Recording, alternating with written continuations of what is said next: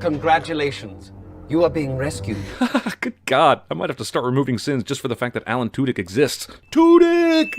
Is your foot all right? Donnie Yen as a blind, Force-attuned Star Wars character is such a match made in heaven. I'm not taking a sin off. The universe is. Still though, this Vader scene, holy f***. Thank you. Ray Liotta lampooning himself is worth a sin off, even in a movie this They're right! Okay, I'm not gonna lie, this Paddington cub is about the most adorable thing I've ever seen. I'll take a few sins off right now just to ease my conscience for tearing this sweetness a new earth hole for the next 10 minutes. Go on then. Not gonna lie, this movie is way funnier than it has any right to be. Okay, fine, that's awesome. I miss you. Oh, I miss you so. Heifer, you are not going off to war. I have to take a sin off for Tiffany Haddish, who was one of the best things about 2017. And yes, there are other places in this movie where she has better lines, but it would basically be one big bleep, so here you go. Welcome to Big Market! This multi-dimensional marketplace is exactly the kind of big idea that could have made this movie awesome. It's brilliant and gorgeous and clever and makes me wish I cared more about the story or characters enough for it to actually mean something. But that being said, it's a great f***ing reveal. This should stand as one of the greatest reveals no matter the medium, so we will remove 5 sins. Is that your favorite? Uh-huh. Mine too! I'm gonna go ahead and take off a sin for Bill Skarsgård's performance here, because this scene is a perfect encapsulation of everything that makes Pennywise terrifying. I mean, look at that f***ing smile! He does a great job here of creating tension with something as simple as random characters in the background staring. Makes you wish the director had relied more on ideas like this and less on jump scares. However, great bit, so I'll remove a sin. I don't know how it's possible to make a horror movie about a demonic clown one of the best coming-of-age stories of the year, but it happened. These shots of childhood summer nostalgia give me chills and deserve a sin off, and I promise that's the last one. Only thing I had in my pocket was bubble gum, 2 movie tickets, Boris Karloff, Frankenstein. This scene right here is the reason that despite this movie's flaws, I wouldn't be mad at a sequel. These three are so good together, and Charlize is killing this performance. Somehow subtle enough not to spoil the twist, and yet powerful enough to know she's feeling something deeply. My mom still cries over the lost baby pictures. Well, it's a shame. You must have been adorable. Alright, damn it. This movie is gorgeous, and if I don't remove a sin for this scene alone, I couldn't live with myself. Okay, maybe I could, but I'm gonna remove it anyway. Damn, in 42 seconds and with no dialogue, we get the entire setup for this plot, and even some character development. Has a movie ever finished with negative sins before? 'Cause, damn. You shouldn't trust anything he says. Power restored. And if we made a list of books or works of art which we both know, it would form the ideal basis of a discussion. I love this scene because the very reason Caleb is here, to figure out if Ava has consciousness, is confirmed right now. And he has a choice to tell his alcoholic boss about it or be the good guy and not tell him about it. I'm wondering if you're watching me on the cameras, and I hope you are. Ava is a fantastic character. She's playing Caleb like a fiddle. It's a wonder to behold. Hell, I know what she's up to, and I'm already like, leave me in the building when the security system shuts down and locks me inside forever. I love you. Hope everything works out for you on the outside. Not bad, huh? Not bad at all. In fact, the similarity of how Alex Garland lingers on natural beauty and technological beauty is stunning and full of thematic meaning. This is an artist in complete control of dynamic visual storytelling. One of the most confusingly joyful movie moments of all time. I'm taking another sin off. With a boss, Ava leaves Caleb locked in the building, fulfilling her mission to escape. The power of boners officially strikes out, and for whatever reason, I can't be happier about it. The subtlety of Keaton's look to the rafters here, when seconds later the light will fall, is one of the things that make this movie so special. Everything about it points to the tension between the reality and mysticism of art. They're all over me. I had to fight my way out of the water and went up to the beach. There are only 16 visible cuts in this movie, and all these great performances. How hard was it to make this thing? Like, the hardest, right? You know, this scene ain't half bad. The people watching this don't feel the need to do anything because they're simply watching a show. But Paul sees that in everyday life, people let real violence go on all the time and feel powerless to stop it. So it makes sense this triggers something in Paul, and hell, I'll remove a sin for it. Oh, hey, you're up. Silence! Okay, I gotta give it to Jessica Roth's performance in this movie. It's truly the best thing about it. I will also take a sin off because of how well this movie portrays Miguel's genuine, deep love of every note, a trait I've only ever seen in the very best and purest musicians. Hey, so Christo, I wanted to take a sin off for the unbelievable animation about 5 times already, and the movie's finally broken me. 2 sins off! Another sin off for the movie again getting gifted guitarists right. Every single one I've ever met can wow me with their own playing in one moment, but sit in awe at the talent of another player in the next. Beth Brana has an incredible sense of how to use the camera. This tracking shot from outside following this conversation is just one of the many examples of beautiful camera work in this movie, which altogether are worthy of a sin removal. Why can't we just leave? Stop the game without doing all this stuff. Jack Black is the only one that's actively trying to mimic his IRL character, and it's f***ing hilarious. 1 cent off. Could you say that one more time, please? With the smolder, do you have control of that, or does that just happen naturally? It just happens naturally. Okay, that got me. That's worth a cent off. I have to hand it to this movie for this seemingly uncut shot of a brutal and claustrophobic fight. And even if it's a little Bornean, it doesn't have that shaky cam aesthetic, so it's pretty f***ing original, and awesome, and long, and awesome. 3 cents off. He sees me for what I am. Okay, I've gone as long as I can before taking a cent off for Sally Hawkins' amazing performance, especially here, where she's acting her ass off with no words. And while we're here, Richard Jenkins is also great, so let's just remove 2 sins and move on so I can start sinning the fish. How'd you end up in here? Oh, well, I tried to start a revolution but didn't print enough pamphlets, so hardly anyone turned up.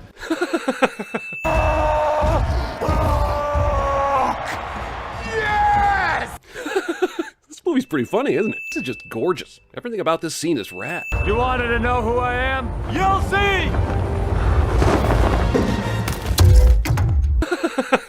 This is just plain awesome, even though Edward Norton did this in The Incredible Hulk and it wasn't played for laughs. I don't think I quite understand how Bruce dying makes the Hulk emerge, but I think it's consistent with what these movies are saying is possible, so I'm removing a sin for this. This is brave, this is Bruce, this is who I'm meant to be, this is me. Not gonna lie, this song is incredibly powerful, probably because it comes from the characters that actually deserve the spotlight. Also because Pasek and Paul should write all the musicals ever from now on. I love you, Raggy. I love you too, Scoob. Okay, just for the sake of nostalgia and the level of fun Matthew Lillard puts into these Shaggy performances, I'll take a sin off. But seriously, f*** this movie. Ruled so hard. This is the way action should basically work. Minimal cutting and a well-choreographed fight, with no shaky cam or extreme close-ups of random things. I hope other directors are watching. Holy f***. Okay, this crash is pretty spectacular. It's worth a sin off. One thing this movie does extremely well is long takes, often with a stationary camera. I mean, how many filmmakers have the balls to do a dozen shots like this? The answer is, however many directors have worked with Tom Hanks in his prime and know to trust him, but I'm still removing a sin for the directorial restraint. Have that fire! Good God, how can you not take a sin off for this? Look at the joy this brings him. This movie just made me cry over a volleyball. A volleyball! Doesn't that deserve a sin off? No. No, it doesn't. But here's a sin off anyway. This rabbit shell game is clever, funny, and full of the wit seen throughout the film. I mean, it ain't Paddington or anything, but it's still worth a sin off for so many smiles. This little gag about Topher Grace being swarmed by fans as Brad Pitt and George Clooney casually walk by has always made me giggle. 1 sin off. This shot of Clooney and Damon being the only ones not to turn around to look at the building implosion is awesome. Steven Soderbergh doesn't have a perfect batting average, but when he's on his game, it's badass. You definitely won't let me deal the cars. You might as well call it White Jack. God, I miss Bernie Mac. Don't mind me, I'm gonna... Okay, I've held it in as long as I can. The way Brad Bird creates Linguini's physical comedy is perfection, and it's worth 2 sins off, damn it. This moment is the best of Pixar encapsulated. Pure joy for the character translates as pure joy for the viewer. See Illumination? You don't have to rely on f***ing fart jokes in a kid's movie. 1 sin off. It's getting late. Damn, I didn't think I'd be taking off a sin so early, especially from this movie. But when my imaginary girlfriend starts off by singing an incredibly sexy pop song, well, you know about the power. I mean, this movie isn't beloved or anything, but it's stuff like this that made it passable. I'd take action scenes this clever using actual thought and tactics over 99% of the action scenes I see in movies today. That's awesome. This movie is a lot better than you probably remember. And what are these? The real question is, what are those? Sure, he's the f***ing best. This casino fight is rad, punctuated by this glorious one-shot up and back down, then back up again panning action. Bravo, movie. The new king is a U.S. The new king. God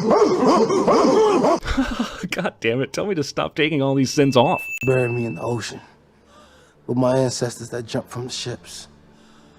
Because they knew death was better than bondage.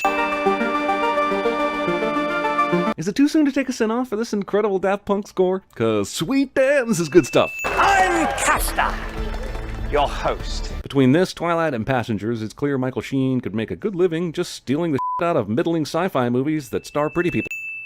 I'm not gonna lie, the idea of telling an entire story just on a computer screen is brilliant. And the movie deserves credit for having the balls to mostly follow it through. Plus, this isn't the usual BS movie software. These are real sites and real videos. And while the videos have been removed, these links still actually work to this day. Let's get the hell out of here. Grunting Batman may actually be the best part of this movie. I'm removing a sin. Don't bat. We're going to pull together and we're going to find a way to get out of here. First, we're going to seal off this. Holy shit, what a great death scene. The whole movie makes Russell out to be the potential hero of this movie, because he saved some people from an avalanche. Then he's eaten, and it isn't even telegraphed. Me, this is probably all you remember about this movie. Han is going full Jacket Chan on these kids, and for a few brief seconds in this movie, I actually want to be watching this. Can't argue with that. I will say the CG animal effects in this are kind of astonishing. There's a reason this won the Oscar that year for visual effects. I wasn't planning on taking a sin off for it, but since it kept a Pirates movie and a Transformers movie from claiming the Oscar, Sintraction well deserved. Michael? This is a great reveal, and what a fun, unbroken shot to start off a cheap horror movie. I'm removing 3 sins for this. One thing this movie does in superb fashion, and it feels like nobody really ever tried this in horror movies afterwards, is using the edges of the frame to show Michael lurking around every corner. This movie constantly asks you to search the frame for him, a Where's Waldo for the 70s crowd, and it perfectly puts the viewer on edge. I love this iconic look of Michael cocking his head side to side when he looks at dead Bob. He's either admiring his own work or wrapped up in the beauty of what he did. I'll take a sin off for it. A sin off for murder? No one shoots a horror movie like Carpenter. Miss Tate, I know it's not my place. If I could be maternal for a moment. Yeah, this movie sucks all the balls, but this is truly a sweet moment between real-life mother and daughter, getting to act together for the last time. You had me at Miss Tate. You had me at Miss Tate. Alright, movie. Well played, and 1 sin earned back. You don't like him like Daddy? While scenes like this between Chris and Reagan may seem long and drawn out, they effectively show why what's about to happen is so devastating. Most horror movies these days don't give us this dynamic with kids and their parents. The kids start seeing weird and draw a bunch of disturbing pictures in school, and we're supposed to care because they're kids, man. Anyway, I'm removing a sin for this. This shit seems too real, man. How come more movies haven't been able to replicate demon possession like this? Is it because this movie spoiled it for the others? Anyway, this is fucked up enough to remove a sin. Holy Well, this is just a simple reading from what amounts to an exorcist manual. It's one of the most intense scenes in movie history. There aren't any big showy moments, just the confident reading of one Max von f***ing Sydow. The power of Christ compels you! Dude, however much this scene has been parodied, it's tense as f***, and I must remove a sin for how awesome it is. I feel a bit badly how we left it last time. Me too. Yeah, and yes, she does even more satisfying to this asshole, but this is a family channel, and we can only show you so much. But yeah! Okay, that's some funny right there. By yourself? All this garbage around you? Well, yeah. I mean, everyone here says I'm just a mistake and that I wasn't even supposed to exist. What do you expect? Movie has balls, man. Balls of heart. 1-2 punching me here with Ralph's realization of how similar his situation is to hers, and then her spelling out how I and probably most kids felt at some point during childhood. Ugh, 2 sins removed for the feels movie, but you're on warning from here on out. I'm removing a sin here, but only because somebody is cutting onions nearby and is probably doing so for good intentions. And I'm really not okay about it, but I still recognize the quality storytelling and emotional beats of the fact that sometimes dishes need onions. Do you want me to set up a meeting? God, I love Anne Hathaway. Put her in all the things. I said all the things! And you, are you gonna light up the sky? Good God, Anne Hathaway steals this movie. A difficult feat with so many great actors. I'm gonna remove another Hathaway sin. This movie is good. It's formulaic as shit because boxing movies have been done to death, but I highly welcome the unbroken shot of this fight. Most directors would want to edit on every punch or two so that the editing does their job for them. But here, we even see Donnie's eye get bloody at a piece of Hollywood magic that is so good, I'm removing 3 sins. Look, I'm not saying an unbroken shot in and of itself deserves a sin off, but the way it builds tension from the quietness of this room to the noise of the arena is goddamn spectacular. And the fact that the camera spins around about 6 times navigating a difficult path is worth removing another sin. Goddamn, I love this score so much. Michael Kamen was the best, and I'm gonna take off a posthumous sin in his honor. No more merciful beheadings. And call off Christmas. Look, I could do this in a million places in this movie, but if I don't go ahead and take off a sin for Alan Rickman's ridiculously good performance, I'm not going to respect myself in the morning. Bring them out! Now a last-minute execution rescue? Like Pirates of the Caribbean? Man, I've been dogging this movie for how many other movies it feels like, but maybe this movie just deserves some credit for doing a bunch of cool shit that other movies have been trying to copy for decades. Let's get this out of the way right up front. The music license for this movie, which the right and holy gods of the YouTube heavens would never let me play much of, is pure magic and joy and puppies and rainbows, and it warms the cockles of my tiny black heart. Take your sin removal, you damn happiness witches, and be gone with you. Cockles. This movie is so spectacularly gorgeous that at times I wonder if it might actually deserve that Oscar it won.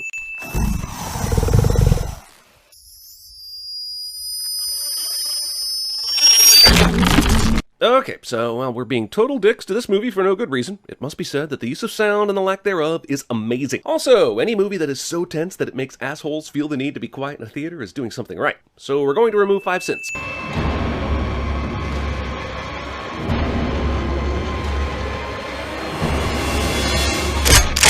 I do love this ending. We got some badasses in here. Remove a sin, movie!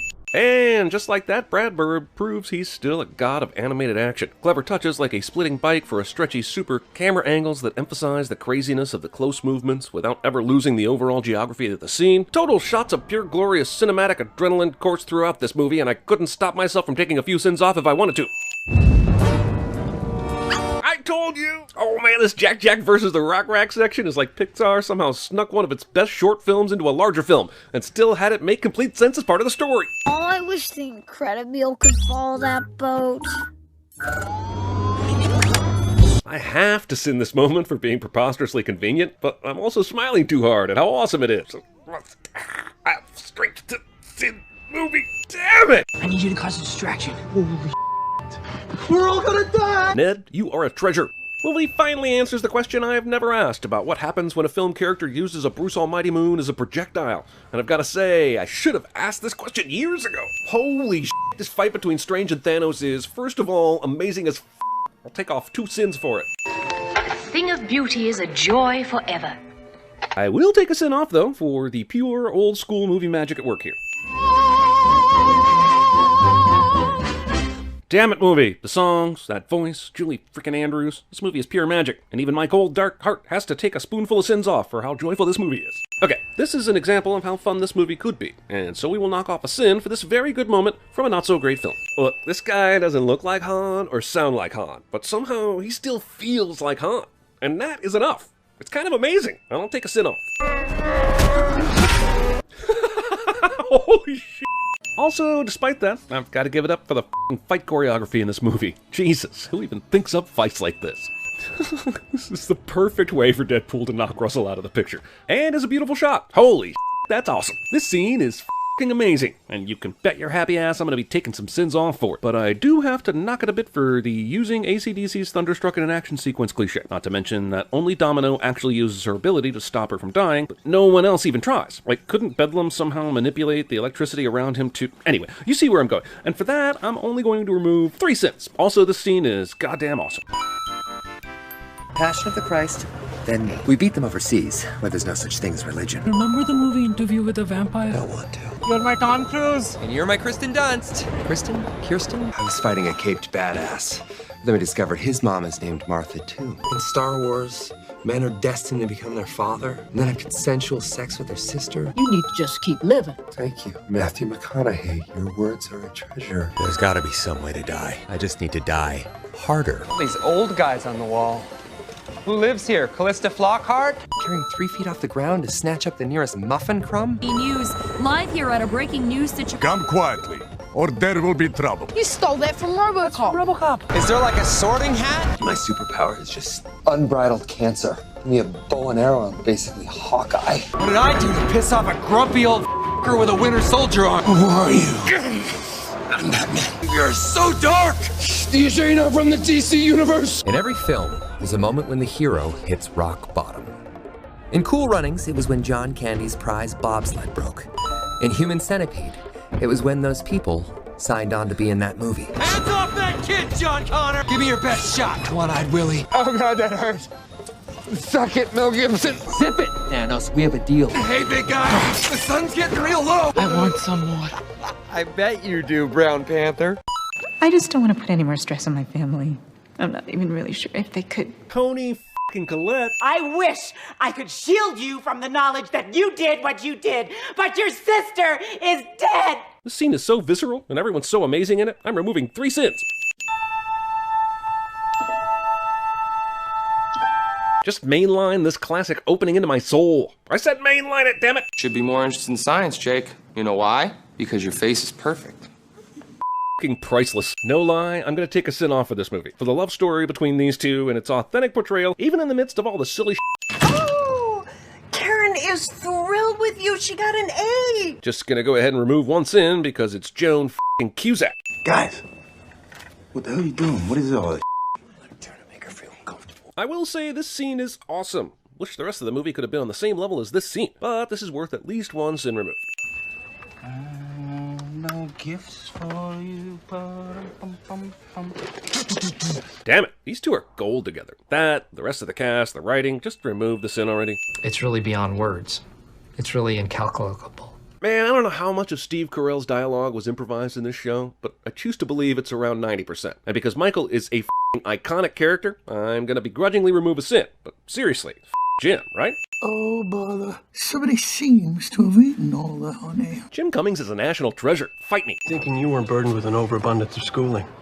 So why don't we just ignore each other till we go away? Nathan Fillion. And the last thing you see will be my blade. Darn. This show is so awesome.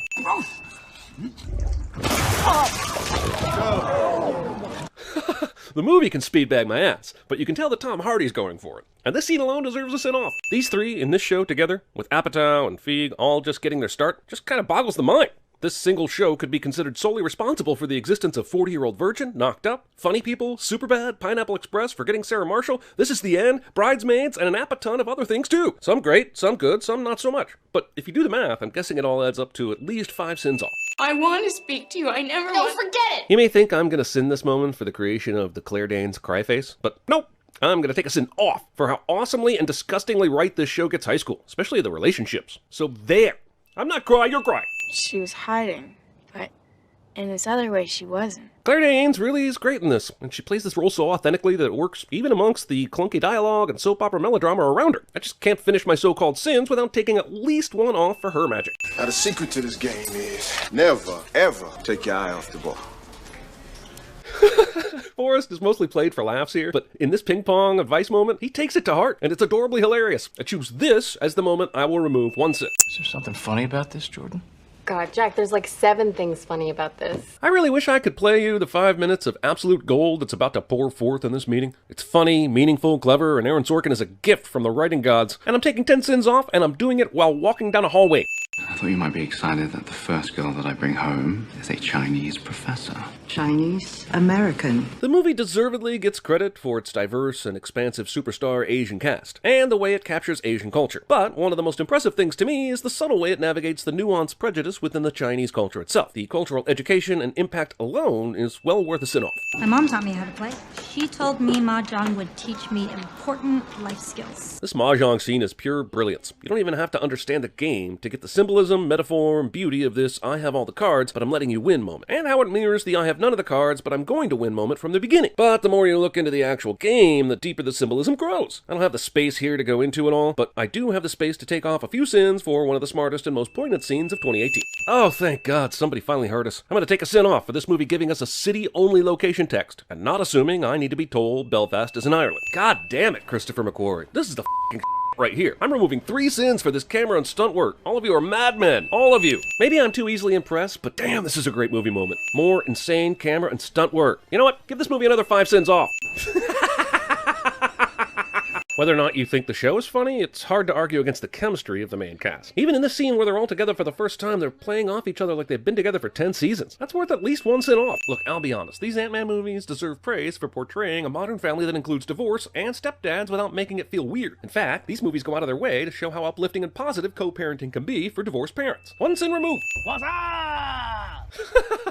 He's no Ned, but Luis is definitely great and worthy of a sin remove. Can I touch your nose? Let me just touch it for a second. I'm not sure if this is improvised or scripted, but Lady and the Scamp here are so good together in this movie, I'm not even sure it matters. Just take your sin removal and move along.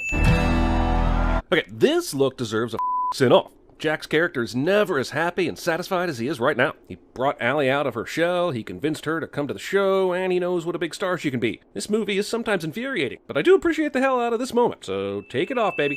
You idolized, wasn't that? God damn it, movie. This is like the best depiction of awkward sibling communication, and it's making it extremely dusty in here. 1 sin off, you motherfuckers. This is as good a time as any to mention the website doesthedogdie.com, which has excellent information about potential trigger warnings in movies. I know some people are offended by the term trigger warnings, but it's a real thing, and I'm a big fan of anything that warns of possible causes of anxiety. So, for the site alone, I will take a sin off. And if you're feeling like hurting yourself, call the National Suicide Prevention Lifeline at 1-800-273-8255. I don't care that this is a stupid Cinemasins video, that's important. Hey, babe.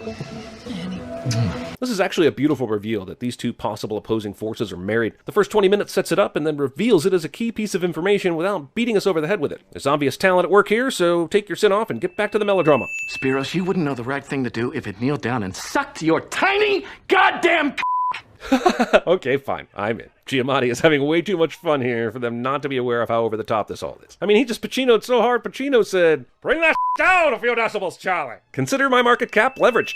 Vanellope sings a place called Slaughter Race, and I rolled the out of my eyes when the song started, but it's fucking awesome. Everything that this movie should have been, smart, subversive, pointed, relevant. I'm gonna finally take a sin off for something. I'll punish rabbit or obsolete future. Which way should I go here? The line obsolete future is so cognitively dissonant that I want to sin the out of it. But the fact that Mekhi Phifer is just casually insulted by the diss is so funny that I want to remove one. I can't be mad at you, future. Holy I've been waiting for this. This battle is awesome. From the way Rabbit involves the crowd, to the self-deprecation, to subverting Papa Doc's insults, it's goddamn magic. And I will absolutely remove 3 sins for its awesomeness. I need you to become the man you were always meant to be. Not next year, not tomorrow. Seriously, the way this show builds characters, relationships, motives, and dynamics is otherworldly. In just 4 minutes, we completely understand this father-son dynamic in both the words and the grotesque yet symbolic skinning of the animal as it's said. Off with his sin!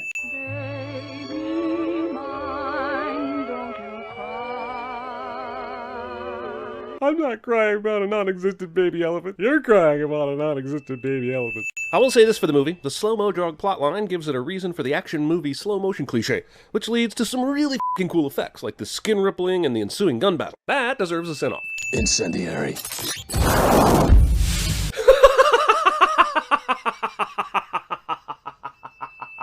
I'm not entirely sure what you're suggesting. I'm entirely sure you're entirely sure what I'm suggesting. Have we taken a sin off for Peter Dinklage yet? He absolutely owns this show, man. What a killer performance. We owe him a sin off. And a sinister always pays his debts. In the same way Tyrion is showing he is a force to be reckoned with despite his size, this is also the exact moment that Game of Thrones stood up and said, TV budgets, we be making motherfucking movies up in here, so deal. And I was sold to some stranger like a horse to be ridden whenever he desired. You were Robert's queen. And you will be Joffrey's. Enjoy.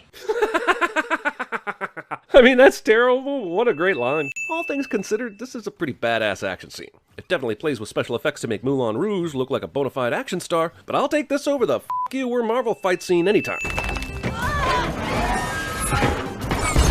Okay, I know I took a sin off earlier for the Mama Aqua fight scene, but this is some really good stuff. I know where the fight is relative to the other fight, I know where they're running, I can see all the pieces coming together, and I can also take another sin off for this very nice camera work. Damn it, movie. Why couldn't we have more of this?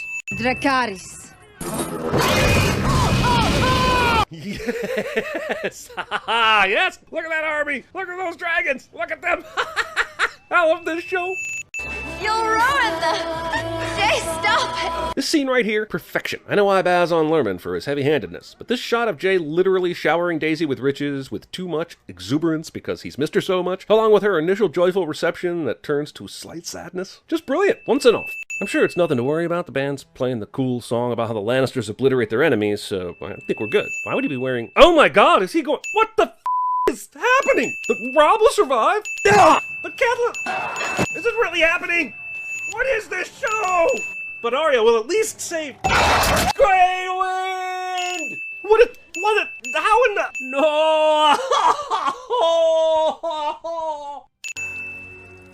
Game of Thrones! Yes, it there, Willie. Dick Van Dyke. Cursed be he who would seek to tear them asunder. Did you see that focus shift during that line? There's something to be said for a show that knows where it's going. And by George, the payoffs in this world are next level.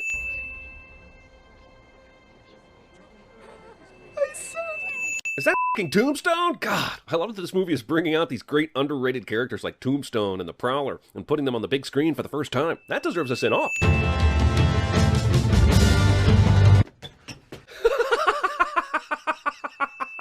God damn, this movie has momentum and an understanding of comic books never before demonstrated by any movie adaptation that came before. Oh, nothing makes me sadder than the agent lost his bladder in the airplane.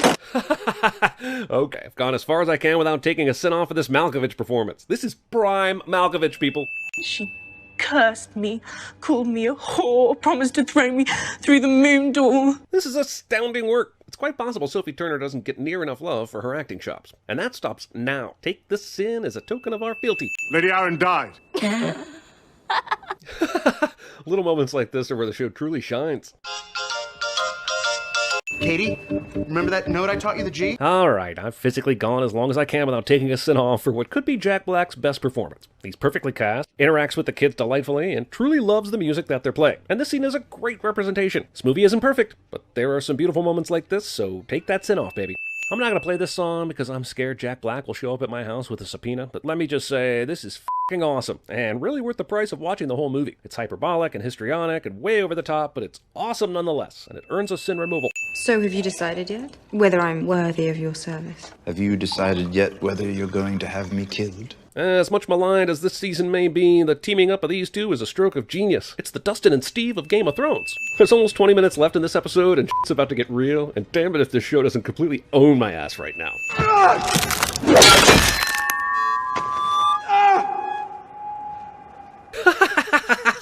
Yes! Does any show finish each episode as strong as Thrones? I swear to Drogon, this show sticks the landing like it's Carrie Strug circa 1996. I know this movie doesn't really deserve a sin removal, but it is more fun than it should be, and I just can't help myself in moments like this. 10,000 years will give you such a crick in the neck! That being said, I f***ing love the A Whole New World sequence, and it gave me chills even while I was watching it for sin purposes. 2 sins off. Your reign is over. Drogon flying towards these arrogant pricks in the distance is just the best. I will always admire a show that's somehow able to be subtle and kick-ass hyperbolic in the same scene. The next 20 minutes are absolutely genius filmmaking by the Game of Thrones team, and the fact that it's happening on a television screen is nothing short of miraculous. Take your sins off, you beautiful bastard, you. Yes! I realize this probably makes me morbid, but yes! Goddamn, this movie's beautiful. I was gonna give it a sin for the parade security allowing all these animals to roam free in the thick of things, but these shots of Carnival have officially made me go the other way. Damn it, Thrones, every time I start to get sick of your nonsense, you pull out some incredible moment where Bran gives Arya the weapon she needs to save his life, in the exact place she will eventually use it. And keep it so subtle, it only becomes evident in hindsight. Combine that with actually showing the hand switch move later in the episode, and I have no choice. Take your sins off as the spoils of your foreshadowing. We can hold them off.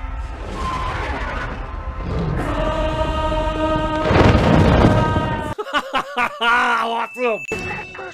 Hey guys. The Bruce Willis cameo gag was meh at first, kind of funny when Wild Style bumped into him, and at this point I'm just ready to say it's worn me down. One sin removed. You dressing down to blend in or something? You look like a f***ing duck hunter. For all the faults this movie has, Jeffrey Wright is not one of them. You can call me Norma. Oh, I'm so amped! We almost got you, bro! I'm taking a sin off. I strongly dislike this movie, but that's how f***ing great James McAvoy is in this thing. You know the thing about good food? It brings folks together from all walks of life. Okay, I really don't like this movie, but I have to give it credit for portraying a strong African-American woman as the protagonist, even if she eventually does fall in love with the playboy at the end. She has goals and agency and is a fleshed-out character. So take a sin off, movie, before I think too much about that eventual playboy love. This pop-up book sequence of Paddington envisioning his Aunt Lucy getting to visit London is magic in its raw form, and I'm taking a sin off. Guards, lock me up! Oh wait, you have? How did we get to the mid-credit scene before taking a sin off for how great Hugh Grant is in this? Quick, before the radio wipe ends! I swear to the Demogorgon we had this exact serving dish and plate set when I was growing up. Part of the reason the show works so well is because of little details like this. So I'm taking a sin back, because I swear I ate green bean casserole out of that exact dish. Never much like the Stan Lee cameos, and definitely don't like logos, but man, this is goddamn touching. 4 sins removed. Do you hear me? Man, this depiction of the friendship between 2 strong, independent women that is emotional but not corny is long overdue. And it's about goddamn time that Marvel showed it. So I'm gonna take a sin off because I'm totally a social justice warrior or virtue signaler or whatever the latest term that's complimentary but is being used to be derogatory. Take it off! I will say this about the movie. It waits until the perfect time to unveil Carol's true powers. And this is a goosebumps-inducing moment. So it absolutely deserves a sin off. Hook, line, and sinker. Jeremy Irons is such a terrific bad guy. Listen to that voice churn through hook, line, and sinker and tell me you wouldn't listen to this man read the phone book. Go, Toothless.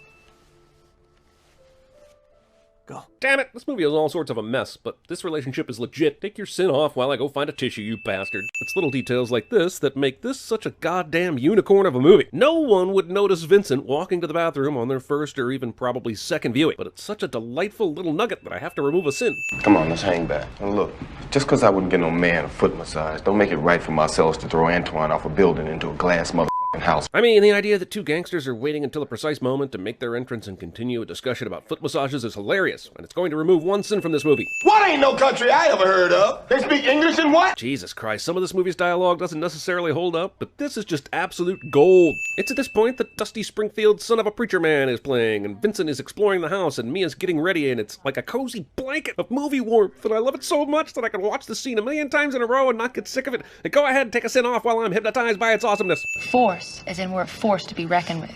And 5 as in there's 1, 2, 3, 4, 5 of us. Damn it, Uma Thurman does not get enough recognition for what a great actress she is. Everyone thinks about Samuel L. Jackson and John Travolta, but Mia nearly steals it. All right, ready?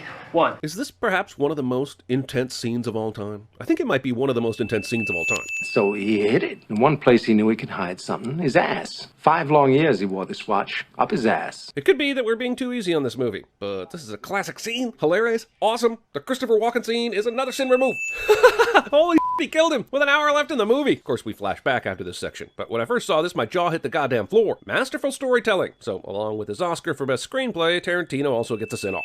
You hear me talking, hillbilly boy? I ain't through with you by damn sight. I'ma get medieval on your ass. The truth is, you're the weak, and I am the tyranny of evil men. But I'm trying, Ringo. I'm trying real hard to be the shepherd. Samuel L. Jackson lost to Martin Landau in the 1994 Oscars, and I think Landau was great in Ed Wood and should be recognized. But Samuel L. Jackson in Pulp Fiction was the best performance. Whether you agree on that statement or not, I'm removing 5 cents for it.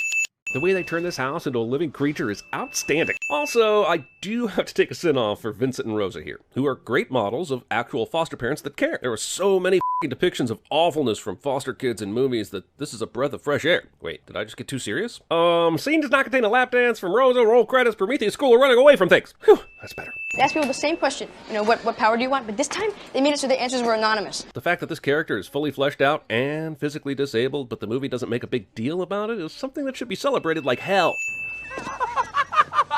Invisible! Seriously, Zach Levi is the most perfect casting of a human to play a superhero in a red outfit since Ryan Reynolds got his second shot at Deadpool. These kids just saunter into the house with coats on. I guess there's no such thing as a coat rack in this house. Although, Darla's so slow here that she's way behind the other kids to get ready and find Billy. But then her superpower turns out to be speed, which is such a cool little movie thing that I must give credit where it's due. Don't tell me. We're about to go over a huge waterfall. Yep. Sharp rocks at the bottom? Most likely. Bring it on. Look, this movie is all sorts of ridiculous, but let's be honest here. Chris Farley's sidekick is absolutely perfect in this role, and his dry sarcasm is probably the reason that somehow this thing ends up working. Super respect this movie for having so many amputee characters and prosthetic limb characters without acting like it's weird or abnormal or makes them less than. Remove 2 cents. This brief training montage, despite being montagey, really does highlight all the behind-the-scenes work that went into the look of Alita and her ability to move like a badass. So it's an A for effort and execution here, and I'll take a sin off. Well, that looks fatal. Mahershala Ali is a goddamn national treasure, even when he's playing Ed Norton. Man, just for the sets and puppeteering, I'm taking 2 sins off this bitch right now. Moldy mildew, mother of mouth muck. Frank f***ing Oz. Also, how in the did moldy mildew mother of mouth muck not become a pop culture phenomenon? These little mice are all over this movie, and it's a tiny detail that seems insignificant, but it's just one of the magical ways Henson was able to world build while being charming at the same time. 1 sin off.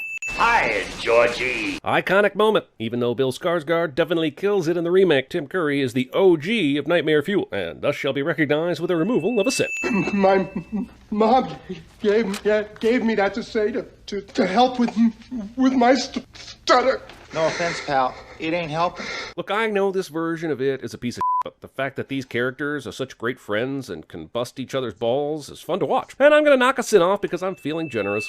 But instead, he just made fun of me and something inside snapped. I got mad. I said, Coach, you coach track, right? And he sort of sneered at me and nodded. If nothing else, this movie has made me appreciate the acting abilities of John Ritter. Everyone else feels like they just got pulled off the stage of a neighborhood rendition of Our Town. He just feels like he belongs. The only thing that's keeping me from being bored out of my skull are these incredible visuals. Artistically, it's obvious that Leica gives a and for that I shall trade you back a sin. Nothing is over!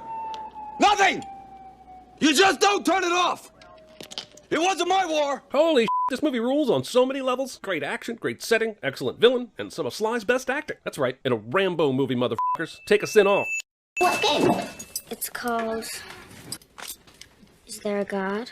Okay, one thing this movie does deserve at least 3 sins off for is the performers in this movie giving it their all. Christina Ricci is hilarious in this movie, and Raul Julia and Angelica Houston are incredible. Christopher Lloyd adds yet another memorable character to his resume. Even if sometimes the movie isn't on its A game, they always are. There's a lost art to pretending you're not in on the joke, and they have it down cold. This also might be one of the best director cameos ever. Having said that, this is completely out of nowhere and fun as hell. Much like this movie as a whole. And I have to give credit to this random smash and grab. Is that Gene killed her? So Fassbender is going to do a clinic right now on acting with your face. Everyone that wants to be a great actor should study this. I'm going to take 2 sins off because Fassy Boy is killing it, even in a movie that mostly sucks fuzzy weasel balls. Okay, let's just get this out of the way. Jordan Peele's attention to detail and symbolism is astonishing right from the beginning. The 11s that represent the twin ones, the movies like Chud, The Man with Two Brains, Goonies, and more. The Twin Towers mentioned in the Hands Across America ad, both as a symbol of tragedy and another instance of twins, or 11. The twin reflection of young Adelaide in the TV between commercials. Even this hanging wicker sculpture is ominously reminiscent of the idea of the tethered. I'm just saying, for as much as I will eventually bring down on some of the story nonsense, the eye for detail here kicks major ass. Now, can I please get back to being a nitpicky asshole? Sudden indelible image that manages to be creepy. This sequence of the kids silently banding together to rescue their mom with the backdrop of NWA's F the Police playing was one of my favorite moments of 2019, so I'm gonna remove the out of this sim. All this said, this final twist happens, showing the beauty of the idea that we are the same as any enemy. Them is us is them. The caution that when we try to judge others, we indict ourselves. It's almost enough to make me give all those sins back. I said almost. Okay, look, I just conferred with the sin counter, and it is telling me that it doesn't want any part of sinning a Stanley Kubrick movie. So the sin counter is going to leave. We scoured the internet and could only find one being willing to do this for us, and apparently it's the HAL 9000. Even he said remove 5 sins immediately.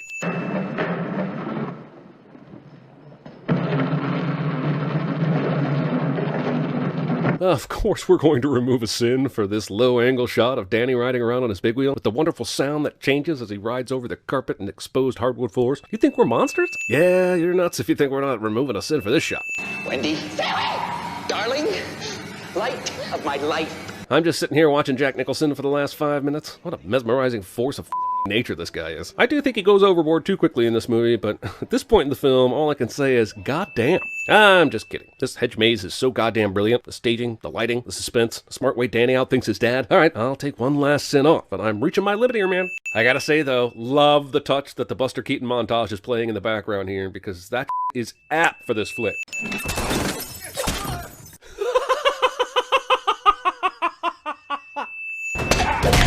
This movie never stops being entertaining. It is a joy to watch this, and I'm at a loss for words. This scene is kinetic, tight, and insane, and yet we never lose perspective on generally who's where. And that's a kudos to the choreography, and the shooting, and the editing. 3 sins off. You gave John Wick 7 bullets. Your penance will be paid with 7 cuts. Well, sometimes you gotta cut a mother. Seriously, tell me what movie in 2019 was funnier than this thing. Tell me, was it Hustlers? Or What Men Want? Was it Medea's Family Funeral? Actually, the real answer is Booksmart, but none of y'all motherfuckers even saw that movie, so I'll just remove a sin for this movie's humor and move on. Yes! Thank you! Finally! As far as I'm concerned, that's America's ass. This wordplay is funny. Really funny, actually. And even though this movie is overly quippy, I gotta give this one a sin back. I'm totally from the future.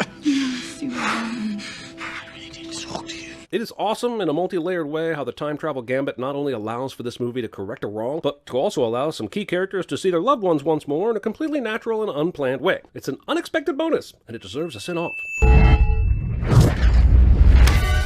Okay, fine movie. Have a sin back. On your left. This is the moment that got me. You can have your Avengers assemble and your Cap hammer beats, and they're great, but nothing brings the goosebumps like this subtle, humble callback that indicates the mother cavalry's coming. This is the entire movie, right here. 5 sins off. Yeah, I'd say they stuck the landing on this. That's a good ending. I'm not made of stone. Why are you smiling like that? I just like to smile. Smiling's my favorite. I've gone as long as I care to go without taking a sin off for Will Ferrell's performance in this movie, which is goddamn delightful and deserves all the holiday love it's engendered over the years. Like a monkey he is! Hallelujah! Holy Where's the Tylenol? Jesus Christ, this rant is epic. And since the movie finally gave me a big-ass laugh, I'm gonna go ahead and knock us in off. As terribly depressing as this moment is, it's visually stunning. The entire rain sequence is a reminder of how far digital animation has come since we first laid eyes on Woody. Damn, Pixar gets emotion, don't they? The first day at kindergarten section is heart-wrenchingly poignant and proof that Pixar can still hack the human heart. Consider my frayed heartstrings sufficiently tugged, you bastards. There are many things this movie doesn't get right, but this callback to Wall-E B is a beautiful nod to the rich history of the animators and all they've accomplished. Remove a sin! I found this old doll. You can take it home if you want. Wow, brutal and strangely beautiful. The movie somehow manages to not only create empathy for its villain, but reminds us that the things we want to fix about ourselves won't fix everything. These Pixar folks might actually know what they're doing. Who is that guy? I don't know, but he's kicking that water's ass. I mean, I'm just a friendly neighborhood Spider-Man, sir. Bitch, please, you've been to space. Okay, I'm only human. Okay, that was badass. Aww. One might say that December is the foreclosure season. Harvest time for the moneylenders. No one told Michael Caine he was acting opposite Muppets, so he just went and turned in the greatest Scrooge performance ever. It was short. I loved it! Okay, fine. This is me and Chris, and I can't help loving these two irascible assholes.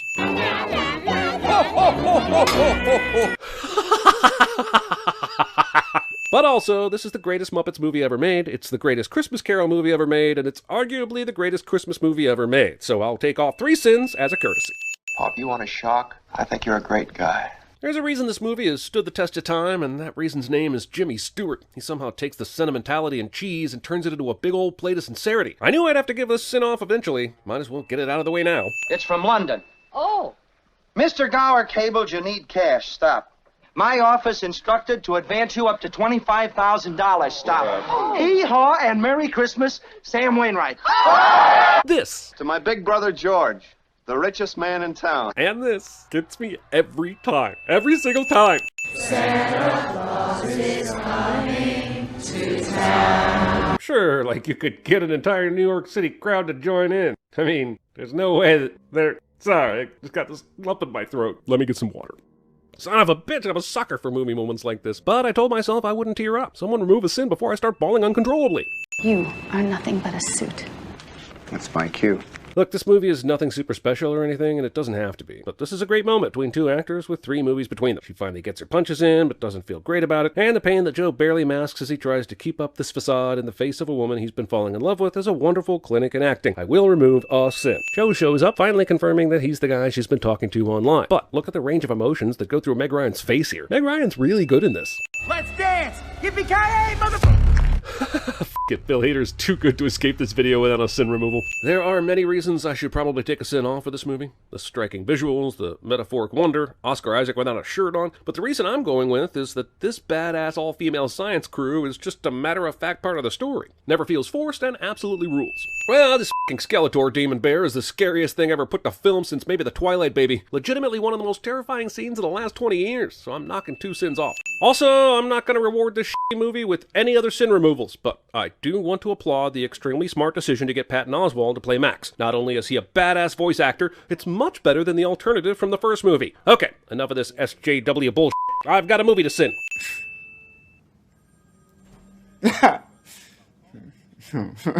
Look, Joaquin is amazing in this movie. I'll take a sin off here and now for it. He rules. Feed him, keep him in the dock. Girls have a good day. Normally, he's a very, nice guy. Don't judge him from this meeting alone. Gotta admit, this scene with Billy chasing Sullivan is pretty badass. It's a masterclass in cinematography, directing, editing, and all the things. I just want you to know I'll be recommending you for the Medal of Merit. Of all the Matt Damons, the absolute best is bull artist Matt Damon. Here in The Departed, in The Informant, in The Talented Mr. Ripley, bull artist Matt Damon is the bee's knees. All those tedious, sticky fumblings in the backseats of cars while you could only dream of getting out, getting anywhere, getting all the way to the end. Sometimes words don't do a scene justice, and I'm just going to remove 5 sins for this incredible combination of performances, music, camera work, editing, and whatever else that makes this scene badass and iconic. It was just smokes, darling. I had to get rid of him. Matters, Mr. Crawford. Cops look at you to see how to act. matters. This movie came out all the way back in 1991. One thing we never give this movie credit for is showing a professional woman's perspective and how uncomfortable that can be in a sea of men. Like when she's on the elevator surrounded by a sea of dudes. Or the creepy doctor who tells her how hot she is and all but asks her out on a date. The guy who tells her it's all going to be okay and she'll do fine like she's a child. The dudes who can't help but stare at her and Casey Lemons as they run by, and then, yeah, being left by her boss in yet another sea of dudes. The only guy who seems to treat her as an equal is Hannibal Lecter. Let that goddamn sink in. Oh yeah, and we're removing 3 sins here. This one shot through James Gumm's basement is not only brilliantly expositional, it gives us a great sense of space that will help contextualize the final act. You know, there's a reason this movie is considered one of the best of all time. Then something woke you, didn't it? Was it a dream? What was it? I heard a strange noise. Sometimes on this job, all you can do is sit back and enjoy the scene. Oh, you try to come up with sins, but all you can think about is, these motherfuckers earned their acting Oscars. Watching Sharon Tate enjoy watching her movie with the crowd is one of the biggest delights of this movie. Removing a sin. I got pads on. And I always throw myself on the floor, just for fun, even when I'm not getting paid. I don't think these scenes need to be so long, but this scene is great. DiCaprio is giving his all as Rick Dalton, giving his all, and Julia Butters is terrific. How do you know, George?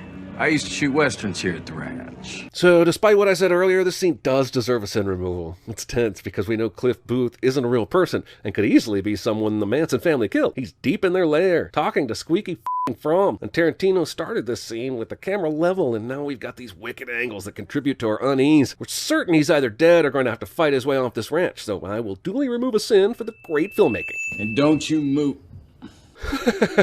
This is a perfect encapsulation of that moment. Jay, honey, is everything all right? I don't know, somehow this ending makes it more tragic that Sharon Tate died. The what-if scenario where she and her 4 friends are still alive and the Manson family is just a footnote in history is oddly effective, informing us of how sad the real event was. Tate might end up taking roles that other actors don't get, changing the entire landscape for films for the 70s. So many things change! Anyway, here's the sin-off.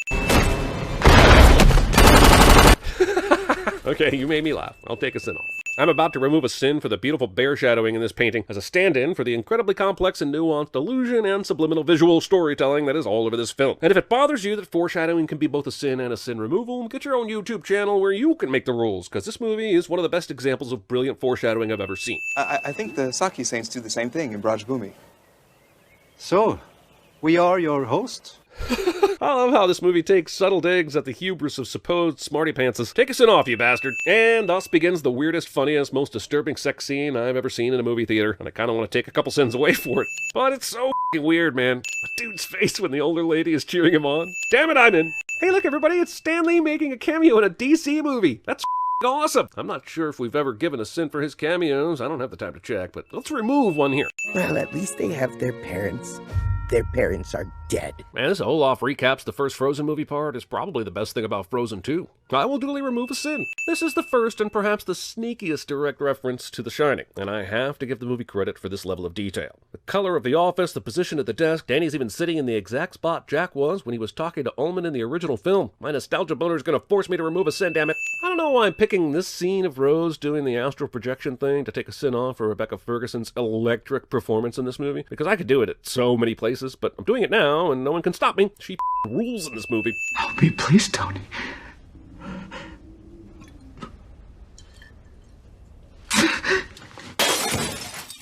This movie is legitimately great for the first couple hours. The themes of trauma, addiction, recovery, and family ring perfectly through the screenplay, while it's still just an entertaining story. I'll get to my beef with the last 30 minutes or so soon, but I just wanted to praise the vast majority of this film before I started pissing all over it again. Okay, I've held off long enough on taking a sin off for the incredibly subtle discrimination and obliviousness of the family. They each casually mention a different country they think Marta's from. Then they all drop in that they were outvoted in allowing her to the funeral, and they call her patronizing nicknames, but none of it is forced. This entire politics scene is a masterclass in making an almost subliminal point. The fact that he hands her his plate to take care of during this politics conversation, as if she's the maid or something, and the movie doesn't force it in our faces with a reaction shot or any kind of attention to it, is brilliant filmmaking and the definition of trusting your audience.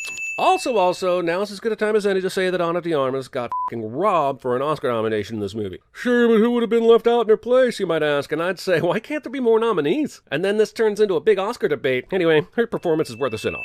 It is not a donut hole, but a smaller donut with its own hole. And our donut is not a hole at all. God This last shot is probably my favorite thing ever. I'm removing 5 sins, mainly because I've been an unruly asshole to this fantastic film. We're supposed to be annoyed by this guy, but consider this. He stood like this for hours while this portrait was painted just so he could have the fanboy moment captured for all time. That is dedication on a nerd level we should all appreciate. Wow, the tension in this scene almost gives you the chills, doesn't it? Uma's expressionless demeanor, the quick cuts to the furry and the plush suit, and the fact that we have no idea where we are in this building is super unsettling. And also, MCU movies are rarely bold enough to devote this much time to a scene like this. Remove a sin! This action scene takes place with only a couple of cuts, without special effects, and is easily seen and understood. Well done, Marvel. Sin off. Oh, look! Don King!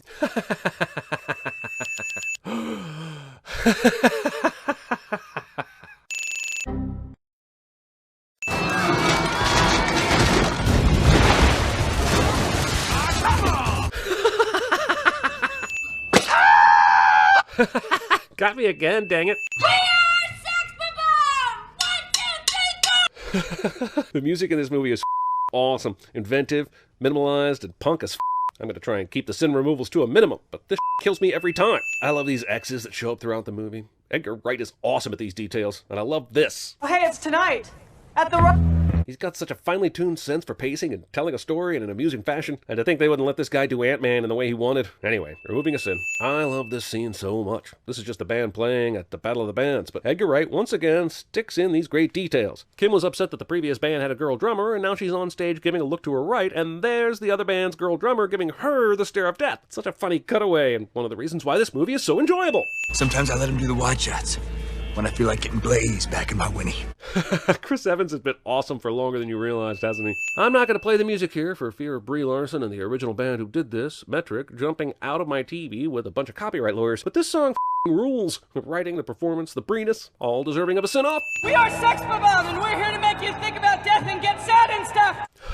I'm sorry. I can't help myself from taking another sin off. This is one of the most unique movies I've ever seen. I know you have reasons for not wanting to talk about your past. The metaphor in this movie is a good one. Our past relationships affect our current ones. We are guarded about not getting hurt, and we don't want our significant others comparing themselves to people we've dated in the past. The movie, as silly as it is about being happy that your significant other chose you, and those people in the past don't matter anymore, and you should stop measuring yourself against them. Defeating evil exes is not about being better than them, but to forget them. It's wild stuff for a comic book video game movie. I'll remove 3 sins for it. I know almost all this is done with stunt work, and bravo to that crew, but the way Edgar Wright stages this fight at the end makes it so believable and kinetic and exciting, even in a fantastical framework. Damn it, I'm gonna give a sin back again, but I swear to God it's the last one. Solo round. And they have this incredible French toast with like bananas on it, and you get bacon on the side. I'm liking that.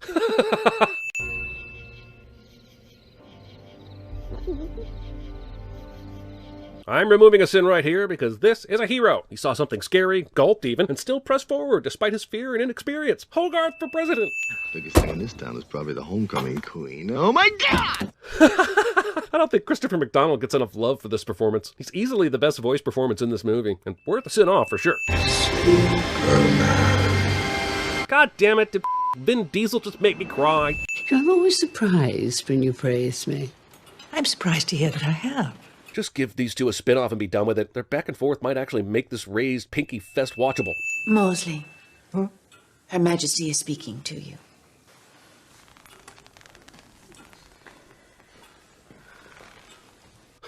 No one does awkward humor better than the Brits. No one.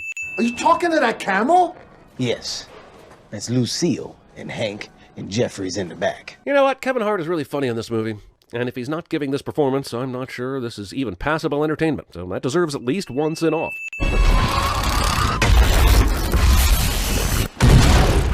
Well, that was pretty badass. I'm taking a sin off because this is rad, but movie should consider itself lucky that I'm still awake right now to even see it. Ray Skywalker. This movie is pretty average. The ending is great. We've got years of messages stored. I get that we like to make fun of the crying in this scene, but damn, imagine watching your young children grow up over a handful of Skype chats, but one way, where you can't say anything. So this shot of McConaughey catching up after 23 years is just downright awesome and heartbreaking, so we'll knock a sin off for that. Okay, that's a pretty damn good scare. Props to the movie for having a creepy person walking straight towards the car in this scene that none of the characters notice or acknowledge, and which made me pee a little. The movie attempts to make botany cool. The Martian, where you learn all the ways that being scientifically literate can save your life. But Dr. Tyson, I mean, come on. Botany? The Martian, where fluency in science, technology, engineering, and math rule all decisions of survival. But maybe you should think of it this way, Doctor. The Martian, where science, not human emotion, drives the plot's humor, interpersonal relations, tension, and suspense. This is what you get when you argue. The Martian, where you experience love, hate, envy, anxiety, pride, and heroism, all through the lens of science.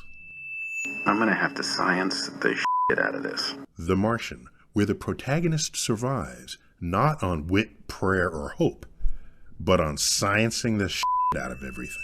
Brian is still so out of touch, he's buying his adult daughter a giant panda. The only reason why he's doing this? Probably because the panda figures in the plot later. I'm calling it right now. If they don't use this panda somehow in the plot, I'll take it off later and say I'm sorry. Oh, and that panda never did show back up in the plot. Our bad.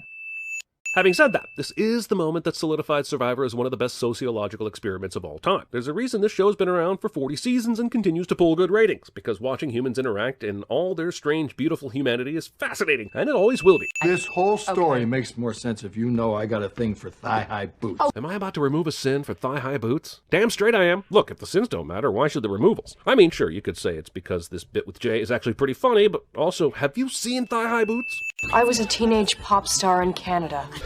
There are plenty of things that don't date well in this episode. For instance, everything Barney says, but that doesn't take away from the fact that this might actually be one of the best sitcom reveals ever. He used to be my favorite, but now you're like my 10th favorite boy that I nanny. And I babysit some loser kids. If I had some other kind of babysitter, she'd be reading me a story. I wouldn't be up clipping my nasty ass toenails. Okay, while there's not enough of these two together, it doesn't change the fact that they're awesome and a welcome distraction. I'm feeling generous enough to knock off a sin for Vicky and Julia.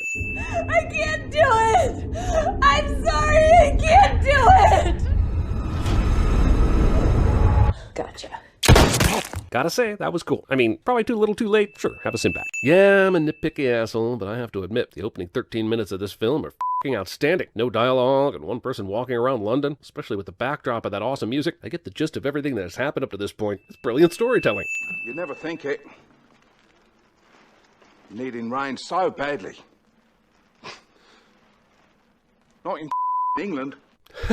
Brendan Gleeson won't turn in a performance this lovable and charming until Paddington 2, and I love it so much that it deserves a sin off. It's at this point that Granddaddy's AM 180 is playing, which is an awesome song, and I have to give it to this movie for its music and key scenes. One more sin off, damn it, but that's it. Where are you? If you think I'm not going to take a sin off for one of the best animated theme songs ever, then you're wrong. And yeah, I didn't take one off for X-Men, so I guess I could remove an extra one here for that, but I won't. This is tied for the most terrifying day of my life! Tied with what? Every other freaking day of my life! This movie has many, many issues, but Matthew Lillard is giving it his all here, and it's borderline infectious. Just because this movie doesn't deserve a sin off doesn't mean Matthew Lillard can't have one removed, or at least that's what I'm going to go with, so I can live with myself after doing this. Of course, I translated this card, and of course it says, "Good morning, I have breast cancer," and of course the show will continue to get sins off because it just can't stop making me giggle. For as ridiculous as it all is, the fight choreography and stunt work in this movie actually work really well. And when it seems like Marvel could learn something from DC, that's absolutely going to remove a sin. This is a cool scene that makes going back to the Killing Joke Carnival worth it. Too bad there aren't more scenes like it. Let's just get this out of the way now. This show is gorgeously drawn, expertly scored, and understands how to be epic, intimate, and funny. The world building is fascinating, and the action is clever and exciting. Plus, it's somehow stuffed into a half-hour Nickelodeon cartoon. Not sure how they pulled this off, but they did. So, here's a sin-off for each time and an extra one thrown in for the metal benders. I mean, if there ever are metal benders. Yeah, about time we got to the point of some vintage Jackie Chan fighting, where he's not only beating ass, he's trying to save all the ancient art. This almost makes this movie watchable as hell, and deserves a sin-off. 20 quid, he just said, "Oh, Jesus." 20 quid. I need real friends. Lamorne Morris is definitely a bright spot in this movie. Remove a sin. Calm down, okay? Just calm down. It's me, it's Marty. Lord! This is a very small moment, but it's so good. Marty's trying to explain what happened, Doc's disbelief, and the accidental organ accompaniment. Take a sin off, you creative bastard. Of the parts of the Simpsons intro that change week to week, the jazz sax solo never gets enough credit. Here's a sin off for the unappreciated detail work of this moment. That's the good stuff right there. Thanks, Alberto. You know there's a little place called Mary Ann's Hammocks. The nice thing about that place is Mary Ann gets in the hammock with you. Albert Brooks truly is the best. And when you consider that most of his dialogue in this was improvised, I just can't help but give another couple sins off. That's what I've been trying to tell ya. Between this little gal's love taps. Seriously. Maybe see if your daddy'll give you a roll of nickels. A few Archer episodes have passed without a sin removal for the awesomeness that is Pam, so I'll just take care of that now. This is all one shot! River? I swallowed a bug. This movie is funny, and I'm taking a sin off for the funny. I mean, the show is this funny too, but most of you slept on that. And thus begins a hilarious vintage Jim Carrey sequence, which wouldn't look out of place during his stand-up heyday back in the late 80s. And it's so good to have this off-the-wall Jim Carrey back that I have to remove a sin. So who are we laughing at?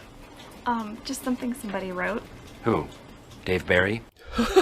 Dave Barry. The writers on this show don't only do cringe humor, they also understand character-based humor. And that's a perfect Dwight joke, if ever I heard me one. You know, Idina Menzel didn't have much to work with besides a shrewish housewife who's sick of her husband, but she kills this performance. This look tells it all. Disgust, pity, remorse, fury, and I've seen this before, all rolled into one. I'm gonna remove a sin for the one character that I actually root for in this movie. Well, Oscar's wrong. It usually is. As difficult a character this is to play, where nobody is going to like you, Adam Sandler definitely deserved an Oscar nomination. It sounds like I should take a sin off for his performance, doesn't it? Okay, I'll do it. Howard's character is such that he doesn't recognize the temperature of people around him, so he's going to let two psychopaths back into the room because he thinks he's safe now. It's a fitting end to his character. He dies happy, because it would have been all downhill from here. There's no way this guy could make $1.2 million hold up. At first I hated this because it was stupid for him to let these guys back in, but now I understand that everything fits perfectly. Damn it, Pixar. How did you sneak that whole brother as surrogate dad message up on me like that? And here come the emotions. Damn you, Luxo Jr. and your mystical power over my tear ducts. Oh, damn! Hello, Kevin. I won't be joining you for Albert tonight. On the phone already? The ticket's under my name. H-O-L.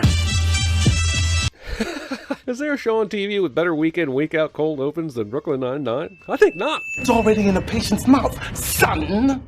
Oh, damn! Oh, damn indeed. You know, Brooklyn Nine-Nine gets a ton of credit for being a very funny and innovative sitcom. What most people don't seem to mention is how great of a cop show it can be as well. Okay, I'd be remiss if I didn't give the movie a little credit for being a pretty genuine depiction of a man-dog friendship, because I'm an animal lover and a big old softy, so take it off before I change my mind. Interestingly, this is what my college girlfriend said that night we finally... After the Hard Rock got blacked out, it was like emptiness. Okay, so we're being assholes to this movie, but Zach Galifianakis is really great, infusing an annoying character with some truly funny moments. You gonna on me? Nobody's gonna on you! Jesus. I gotta be honest and say this is the funniest movie I ever hated. You know, I just have to say, I have never seen a more beautiful, elegant, just regal creature. Check it out, Stu, this tiger. Sometimes the simple things in life deserve a send-off. I can't explain it, but Phil flipping off the security cameras while Alan destroys the blackjack table is awesome. I mean, he and Alan would probably be taken to a back room with Alec Baldwin and get beaten with a baseball bat, but there's something so brazen about this you have to respect it and laugh. I think I'll remove a sin. So what did he say? Was it my fault? Yeah. He said that you told him how much you love me. I know I made the sin earlier about this subplot, but god damn it. This is a great moment for these two characters, and Krasinski and Fisher pull it off so beautifully. Take a sin off, you bastard. I'm not crying, you're crying. Let's go ahead and remove 5 sins now, because it's sinful to even sin this movie. There must be a con like me in every prison in America. You might expect me to send the narration here, except that this movie is the exception that proves the rule. The narration in this movie is its own character, like a campfire storyteller. He connects the vignettes and holds our hand through the entirety of the film's story. And if you can't understand the difference, then you probably think Cinemasins videos are intended to be taken seriously. Brooks' story and eventual suicide is the heart and soul of this movie. It's the very thing that Andy and Red and the rest are desperate to avoid turning into. A prisoner so institutionalized he simply cannot function outside the prison system. Makes me cry every time, and I'll take a sin off. This Andy plays opera for the entire prison scene is classic, but how about this gangster move of pretending he's going to turn it off and then pumping up the volume in glorious f*** you to the establishment. Now I shall duly remove 3 sins from one of the best reveals in cinematic history. The euphoria of Andy's escape, this shot, that Thomas Newman score, this is a folks. It doesn't get much better than this. That's awesome. And now we're in for almost 12 minutes of non-stop simulated one-take action that owns my ass so hard it now has a complete drilling rights. Let more stunt coordinators direct action movies, Hollywood, because this is the No more rhymes now, I mean it! Anybody want a peanut? Damn it, I've seen this a million times, and these lines still make me smile. This movie's an absolute treasure. That take us in all for all the pleasure. He distinctly said to Blave. Just gonna remove 2 sins right here for Billy Crystal and Carol Kane for nearly stealing an already excellent movie. No. My name is Inigo Montoya. You killed my father. Prepare to die.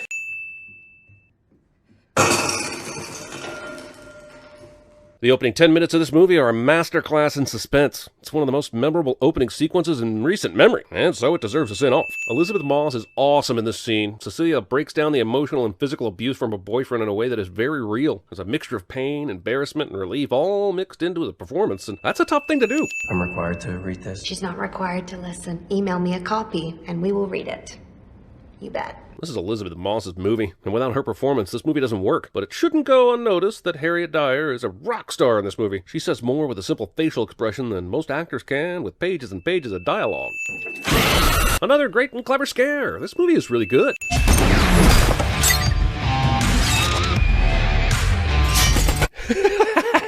Horsey Gatling guns for the win!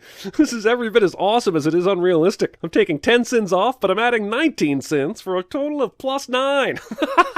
All of them on both sides, just a bunch of hypocrites as far as I'm concerned. Hey, you know how we immediately take off several sins of classic movies that we love right off the top, like Shawshank and stuff, because it truly is against the will of God and man to sin them? Did you forget that The Fugitive was one of those movies? Well, we didn't, motherfuckers. Holy shit, this bus crash. What was it about 1993 that made the special effects hold up better than anything made in 2020? I'm thinking. Well, think me up a cup of coffee and a chocolate donut with some of those little sprinkles on top, will you, as long as you're thinking? Yeah, Tommy Lee Jones is pretty f***ing great in this movie, and we should take a sin off for his performance. Bye-bye, Joel. No one will be seated during the Richard saves a kid who would have died if he didn't help him scene, because it's awesome, and we don't sell tickets to people this far into the movie anyway. I love this scene, and probably not for the reason you think. Okay, probably not only for the reason you think. In fact, the way this is shot focuses on wide shots and movement that emphasizes how athletic and beautiful this is, instead of just how thirsty the audience is. I mean, I'm not thirsty, but you get the point. Sin removal also! J-Lo deserves her own sin removal in this scene. At 50 years old, she is more sculpted and athletic than most of us will ever be. She's like a goddamn work of art on that pole, and I get winded getting up off the couch. I hope they kill him, I really do. Okay, fine. No one does oblivious indifference better than Mr. Reynolds. Okay, fine, I've gone as long as I care to without taking a sin off for Tom Hanks' performance here, which rides the perfect line between scared teenager and an adult body. It ain't always gonna be perfect in this movie, but here it is. One sin off. This scene is so goddamn delightful. I feel like if they remade Big today, you wouldn't get a full frame of both actors jumping on this piano for over 20 seconds uncut. The scene isn't only magical for what it means to Josh's character, but how it's presented on screen. This could have been an afterthought, just a little plot device to get Josh into an executive position, but Penny Marshall and company made it special. Headmister. Other headmister. Backup headmister. Okay, you got a laugh out of me, movie. Enjoy your sin reduction. Okay, so the ultimate weapon being a laser pointer that does nothing, then turning out to be just a lure for a cat who is the real weapon? Hilarious. One sin removed. Get down. This is one of those great movie surprises that you can only ever really experience once. Arnold's Terminator is a good guy this time around. Holy shit. It's so f***ing great, I'm taking a sin off. Okay, these special effects probably deserve at least 5 sins removed. It's amazing in 1991, they're still better than what we see today. I will never get tired of her kicking ass and screaming. Never. Alright, Liam Neeson is finally killing people in this scene. Using recognizable but not a household name actor Gabriel Byrne as the fake Brill is genius, and I'll give the movie a sin off for it. This movie isn't hiding its love for the conversation. The backstory for Brill is specific enough that he could just be Harry Caul under a different name. If there's anything you should know about watching this movie, it's to at least give the conversation a chance. He'd kill us if he got the chance! I'll go ahead and knock a sin off. Probably deserves it for something, and making people aware of that movie is good enough. This is all one shot. Starts outside just after the fake book explodes, and the handheld camera work panning back and forth puts you inside the action. Then the f***ing thing goes through the window, pans for dialogue, all while a ton of pyrotechnics are going on, then goes back outside the window. Over 1 minute and 15 seconds of one-shot sublime chaos. 2 sins off. The previous one-shot only ends when the missile goes through the window and explodes, and then they immediately do another super long one-shot with lots of pans and the camera going through a f***ing bullet hole, which yes is probably a cheat, but still rules. And goddamn, this movie doesn't get enough credit for going the extra mile on the action sequences. 2 more sins removed. Movie, I've already taken off 4 sins for your outstanding camera work. I can't take off another here. Oh, who am I kidding? Of course I can. We'll take it from here, darling.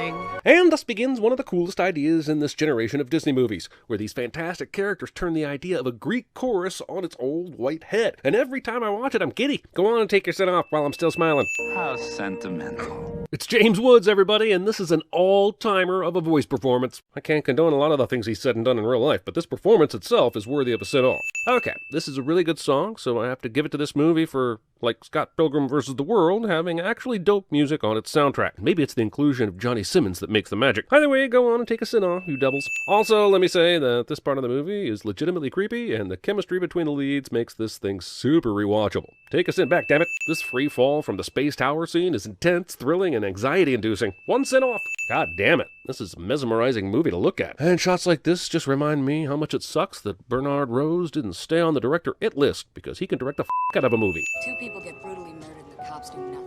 Whereas a white woman goes in there and gets attacked and they lock the place down. It's kind of amazing how socially conscious this movie is. The dialogue about injustice is plainly in its text. But since there's nobody yelling it or screaming it, it may slip past a lot of people. I mean, there hasn't been much Candyman in this movie called Candyman, but it certainly touches on another kind of boogeyman that plagues our world. And look, there is no way we are getting through this movie without giving a sin-off for one of the coolest horror film villains. Even in the 2 rather terrible sequels, Tony Todd gives his all, and he's both frightening and badass in this role. This one shot is incredible, showing us the layout of the passenger levels of the plane, the realization by the president that his security chief is dead, and the fact that he's being constantly pursued. This movie obviously ain't perfect, but it's so much fun. However, if you choose not to, you will never be heard from again. Hoffman cheated like a motherfucker to frame Strom, and he lucked out on every single thing going exactly the way he needed them to. They didn't earn this ending, and if I were in a terrible mood, I'd add 50 cents. But goddamn it, I love it. Along with the classic Saw, here's the you didn't know score, it's worth a sin off. Also, let's get this out of the way now before I start comedically ripping into this sucker. This movie is gorgeous, and the whole aesthetic is unique and cool as hell. There, I said it. Take a sin off before my skin crawls off my body, damn it. What's after the question? Oh, what do you want to hear, man? Do you want to hear that sometimes I think about eating a bullet? This movie has so many scenes like this that you never see in a buddy cop movie. It's not afraid to tackle issues like suicide, post-traumatic stress disorder, and realizing one's own mortality. This movie also has plenty of over-the-top silliness. Hell, it created a lot of the over-the-top silliness that is still seen in action movies today. But this movie has that little bit of extra that takes it miles ahead of most of its time. But also, this movie got 3 studio logos in and out inside of 19 seconds. That gives me a locomotive to remove a sin. This little detail is one of the many reasons this movie is insanely watchable. The picture of the other guy on the phone inserted into the side mirror is probably only there to f*** with the viewer, and I'm all for it. This movie is sinful as hell, but it's goddamn fun. One sin off for one of the best Simpsons gags ever, not just in this movie. That's where Springfield is! It's nowhere near where anything is or ever was. I love this Tom Hanks bit. Gold. During Homer's attempt to once again jump Springfield Gorge, I've got to hand it to the filmmakers for remembering the ambulance that crashed in that episode. It's a pretty sweet detail, even if it's fan service. Release the baby! This movie is so insane, I might actually be having a good time. Just shake it off, Jeremy. You got a job to do here. But you have to admit that was funny. Okay, fine. Okay, look, I wasn't expecting much from this movie, and it looks stupid and pedantic and colored by numbers. But I have to say, at times, there's some very good comic timing that puts it well above the standard animated fare. So, while I'm dubious of the series and the upcoming sequel, I'll begrudgingly take a sin off. Eating an animal cracker turns you into the animal that cracker represents? That's a clever idea! One sin off for originality. This montage where the circus finds its footing with a world-class magical animal show set to Queen's Don't Stop Me Now is the best part of this movie. So look, we've talked to Scott Sava twice on our podcast, and it wasn't easy to sin a movie we've been cheering on to get released through all its trials and tribulations. So I think he deserves a good 5 sins off here. Right on the tip of my tongue! Oh yeah, there's a weird thing over there I've never seen before. It's really scary. Follow me. Steve Carell is a f***ing delight, and his vocal performance here brings a smile to my dark soul. All hail Steve Carell! Annie. What? It's my name, Annie. Annie. As opposed to ma'am? Try not falling in love with Sandra Bullock in this movie. Seriously, you can't. You're in love with her right now. You might even tolerate the lake house after this. Gigantor! He called that guy Gigantor, and I laughed for ages. It's every bit as good as when Jack Black called the School of Rock girl Turkey Sub.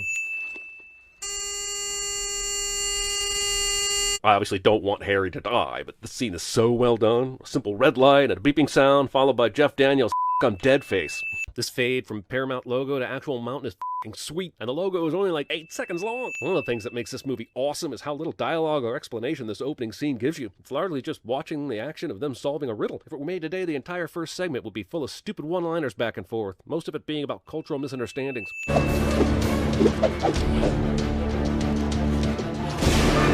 Let's give a round of applause to goddamn stunt people. This stunt is in itself Spielberg's tribute to stunt people. Jesus, this rules. I've always loved the mystery of this warehouse. Thousands of crates that all contain something the government doesn't want you to see. The Ark is just one of many. One of the best ending shots in a movie ever.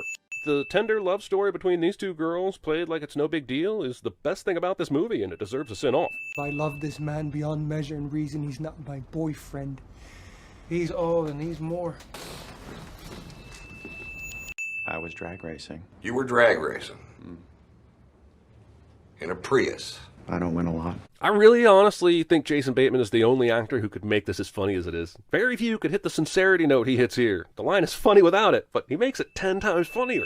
Fine, I know Jim Henson's studio helped out with the Wild Thing puppets and they look great and this film is visually arresting, but the plot is so nonsensical that it pisses me off in a million different ways. But since Jim Henson was a godman and his legacy was involved, I'll take a sin off and move on like this never happened. The scene where they shoot up their own house is f***ing awesome, and I will go ahead and remove one sin for it. But also, they both shoot like stormtroopers throughout this entire scene. This movie's fun. It's right on that line between action, romance, and comedy, and I haven't enjoyed a movie like that since, like, Speed. With that being said, this is as good a time as any to point out how Samara Weaving takes control of this movie quickly and assuredly. Without her performance, I'm not sure this movie would even be good, and definitely not as good as it is. I can't really show you this because YouTube has, I don't know, standards and but all the Ladomases explode in extremely bloody fashion. That's fucking hilarious and awesome. As stupid as the Alex twist is, the movie more than makes up for it by having the balls to go for it and make the curse real. It is the only ending this movie could have, and everyone involved was smart enough to realize this. 3 cents off. Well, what if there is no tomorrow? There wasn't one today. Yes, I'm going to take a sin off for this irreverent movie about an irascible asshole just because it's goddamn magic how they not only pulled it off, but also made this thing a modern American classic. What would you do if you were stuck in one place and every day was exactly the same and nothing that you did mattered? Now that sums it up for me. Wasn't that great? God, I love how this movie realizes that it's impossible to recreate spontaneous moments. Not bad, Mr. Connors. You say this is your first lesson? Yes, but my father was a piano mover, so. I'm free, I'm free. Dang it. Sliding doors as it is, this is the best scene in the movie. You got knocked the out! Okay, I know Chris Tucker's shtick has gotten old over the years, but he's genuinely hilarious in this movie. And if I don't remove a sin for his performance, he'll probably send Jackie Chan to my house to kung fu me into another dimension. I love you, Jackie! You got knocked the out, man! Hey, remember when I removed that sin for this line way back in the beginning of the video? I totally forgot that Chris Tucker did it again. So, for the repetition and the self-plagiarism, here's 2 extra sins. This movie has so many scenes like this that you never see in a buddy cop movie. It's not afraid to tackle issues like suicide, post-traumatic stress disorder, and realizing one's own mortality. This movie also has plenty of over-the-top silliness. Hell, it created a lot of the over-the-top silliness that is still seen in action movies today. But this movie has that little bit of extra that takes it miles ahead of most of its time.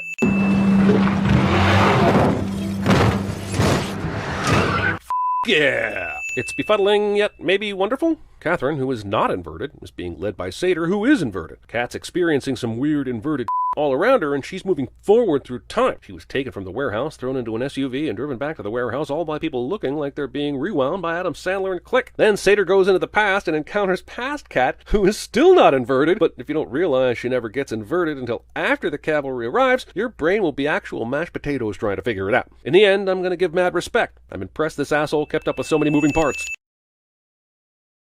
I mean, I can't even promise that being in inverted time won't affect this video itself, so certainly someone in there would notice something strange happening in their neighborhood. I've literally studied this fight forwards and backwards, and while it's obvious they shot and compiled both fights individually, for the most part it works. It's mind-blowing stuff, and well worth another sin off. This final pincer movement operation is as euphoric as it is insane. It's like my first orgasm. I've never experienced anything like it before, and I'm not sure exactly what's happening, but boy am I having fun.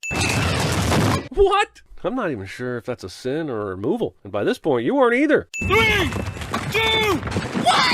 fire! Huh? Oh? What?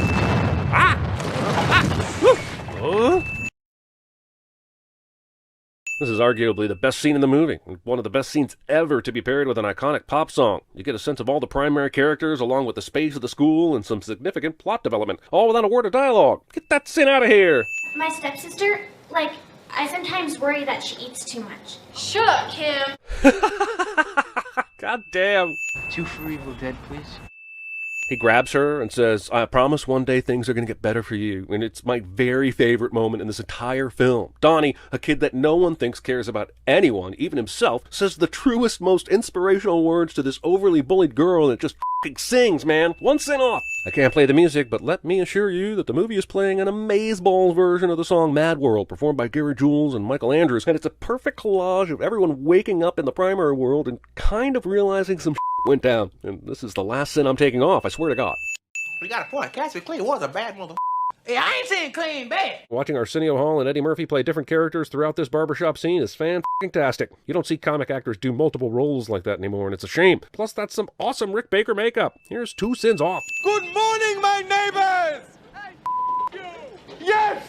Yes! You too! This movie is problematic in parts, and I'm not sure it completely comes together in the story department, but god damn it, it's funny. I mean, it's really f***ing funny. I have a date with Lisa. Isn't that wonderful? I can't explain it, but this has always been my favorite part of this movie. Something is rotten in the state of Denmark, and Hamlet is taking out the trash. As far as fake trailers within movies go, this is one of the very best. One sin removed. I snap my fingers again, and sometime tomorrow you emerge from several canine recta. Well, I'm gonna have to remove a sin for Charles Dance, aren't I? If you could just go ahead and make sure you do that from now on, that would be great. Let's go ahead and knock a sin off for Gary Cole, since he nailed this character so thoroughly we've been quoting him for years. Well, I told Bill that if Sandra's going to listen to her headphones. And while we're at it, here's one for Stephen Root. I might start adding sins for no reason if this movie keeps making me remove them. Why don't you just go by Mike instead of Michael? No way. Why should I change? He's the one who sucks. What would you do if you had $1 million? I'll tell you what I'd do, man. 2 chicks at the same time, man. Holy shit. Not only is this line hilarious on its own, the way Diedrich Bader looks so goddamn serious, and the fact that he has his answer loaded in the chamber at a moment's notice is one of my favorite parts of this movie. Take that sin off! This scene is pure genius. A bunch of working class dudes murdering the copier that gave them so much pain in slow motion, complete with beat down POVs, all set to the song Still by the Ghetto Boys. It's a mock epic masterpiece, but it also has a sense of real catharsis to it. It deserves a good 5 sins off. He smiles when he sees the cat and immediately feeds it. Okay, this scene where he chases the killer 4.5 days in the past by wearing the time travel goggle rig over one eye is fucking badass. Best scene in the movie and the best payoff of the entire conceit. Remove 2 sins! Somehow this scene of them seeing the starship is every bit as thrilling as any Star Trek movie scene of seeing a new starship. This movie has the perfect balance of adoration and mockery. Jesus. Do it again. Diedrich Bader is so good at over-the-top roles like this, man. Watch him in Office Space, then this, then Jay and Silent Bob Strike Back, and you'll be doubled over. Taking a sin off for this underrated gem. Dang it. This movie is silly as hell. There are some legitimate belly laughs. Yeah, you knew it was coming. This is one of the best movie surprises of the decade, other than, like, the end of The Mist. Retreat, sin counter.